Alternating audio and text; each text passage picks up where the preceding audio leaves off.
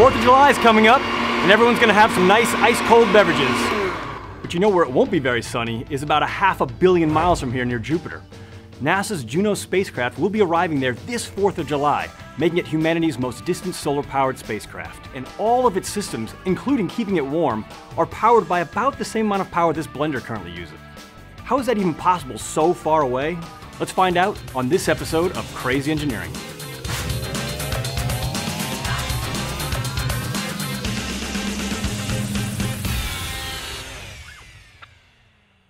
Right, we're here with Tracy in this huge room. Hello, Tracy. Hello. Can you tell us a little bit about the room that we're standing in? Yes, we're here in High Bay 1, which is JPL's oldest, largest clean room where we assemble spacecraft.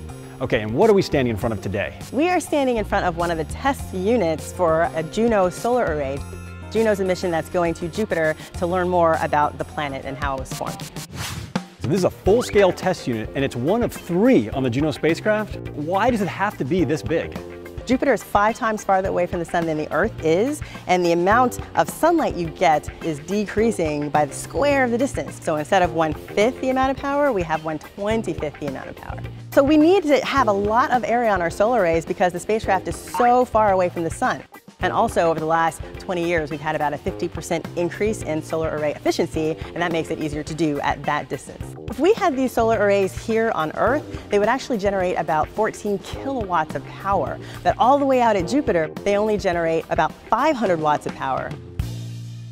These things are so huge and heavy, I imagine it's a bit of a challenge to test them on Earth before you go to space. Yeah, these solar arrays weigh about 250 pounds apiece. Here on Earth, when we tested them, we only deployed one at a time because we didn't really have a clean room facility big enough to do all 3. And we also had to do them sideways and support them on these posts with wheels on the bottom so you could gently roll them out and make sure that the hinges and the dampers and all of that were working just fine.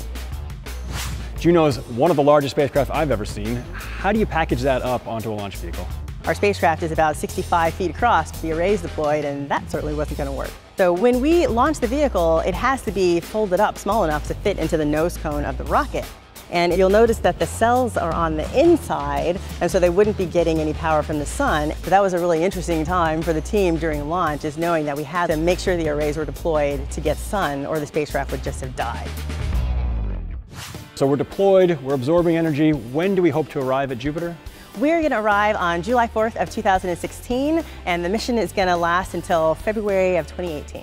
Great, we'll be watching, and you guys out there stay tuned for that mission getting to Jupiter, and check back again for some other crazy engineering.